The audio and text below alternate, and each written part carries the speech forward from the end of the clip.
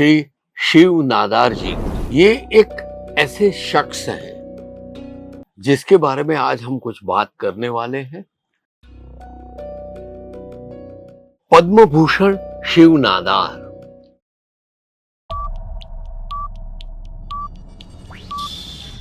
आज हम कुछ विचार व्यक्त करेंगे श्री शिव नादार जी के।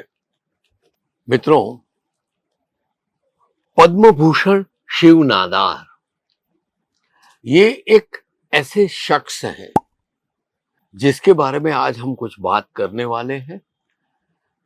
इनकी पहचान कराऊं तो हिंदुस्तान कंप्यूटर्स एंटरप्राइजेस मतलब HCL एंटरप्राइजेस के जो चेयरपर्सन और फाउंडर है उनके बारे में बात करेंगे। उनका कम शब्दों में परिचय मैं दूं तो वह 1976 में अपने 4-5 दोस्तों के साथ एक छोटे से गैराज में कैलकुलेटर्स और ऐसी छोटी छोटी इलेक्ट्रॉनिक चीजें बनाते थे और अपना जीवन शुरू किया। आज 1976 में जो उन्होंने बिजनेस शुरू किया था, आज वही उनकी HCL उसकी कंपनी का मूल्य क्या है मालूम है? 3,280 करोड़ डॉलर्स में। भारत सरकार ने उनको पद्म भूषण से भी नवाजा गया है।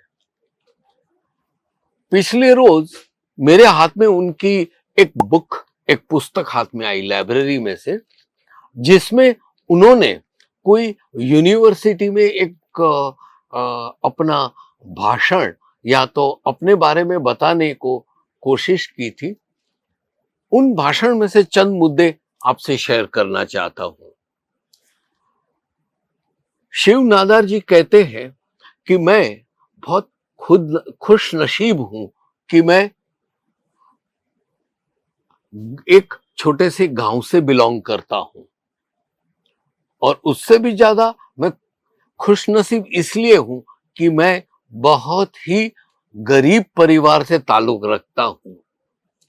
मेरे पिता न तो कहीं नौकरी करते थे, न तो कोई उसको नौकरी देता था, या वो नौकरी किसी को दे सकने में इतनी ताकत रखते थे।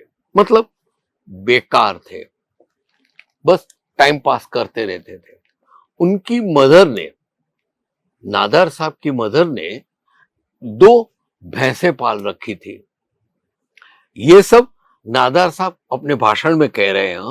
वो 2 भैंस में से हर रोज का 10 लीटर दूध आता था, और उन दिनों में मतलब 1971, 72, 73 में 1 लीटर का भाव 1 रुपया था। मतलब एक दिन का उसका हो गया 10 लीटर। ये 10 लीटर दूध का 10 रुपया दिन में वो कमाते थे, और आप गिन लो कि एक हफ्ते में 70 रुपीस और एक महीने में 240 रुपए। ये 240 रुपए में से नादार साहब कहते हैं हम 5 भाई बहन थे, सबको मेरी मां ने पढ़ाया लिखाया और मद्रास यूनिवर्सिटी में स्नातक बनाया। महाराष्ट्र के मुंबई यूनिवर्सिटी में उनको बड़े से बड़ा गोल्ड मेडलिस्ट बनाया। यह है नादार साहब की बात। मित्रों, जब उनको पूछा गया कि आपकी कंपनी आज 3,280 करोड़ डॉलर्स की हो गई है, तो आप फाइनेंस मैनेज कैसे करते हो? नादार साहब बोलते हैं मैं बचपन से ही अपनी मां को देखा है, उसको देख के मैं बहुत कुछ सीखा हूं। मैं आपको बता दूं पहले स्टेप में कि न तो मैंने कभी अपनी पढ़ाई के दौरान या अपने मौज शौक के दरमियान या मेरी शादी के लिए किसी से एक पैसा उधार नहीं लिया है, और मेरी कंपनी एस्टैब्लिश हो रही थी और एस्टैब्लिश हो गई, उसके बाद मैंने न तो कोई पब्लिक सेक्टर में शेयर के लिए अप्लाई किया था कि भाई इक्विटी इतना खड़ा करो, या तो मेरी कंपनी के नाम पे कोई लोन ली है। तो बोला ये कैसे कर सकते हो? किसी ने उनको इंटरव्यू में पूछा। बोला क्योंकि मेरा फाइनेंशियल मैनेज कौन कर रही थी?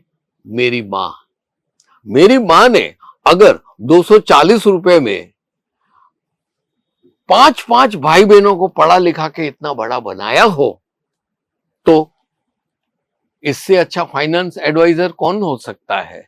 मित्रों, आज के वीडियो में बस मैं यही कहना चाहता हूं, नादार साहब की बात कह के, कि देखिए कैसे फाइनेंस मैनेज करने का, कैसे अपने आप को सिंपल रखने का। और अगर आपके दिल में एक हौसला है तो ये जो प्रश्न है, फाइनेंस कैसे खड़े करते हो, लोन कितनी ली है, ये कोई प्रश्न वैलिड नहीं गिनते हैं। बैलेंस ऑफ माइंड रख के आप अपने जीवन में आगे बढ़ सकते हो, चाहे फिर वो हिंदुस्तान कंप्यूटर लिमिटेड हो या तो फिर आप कपड़ों का व्यापार कर रहे हो।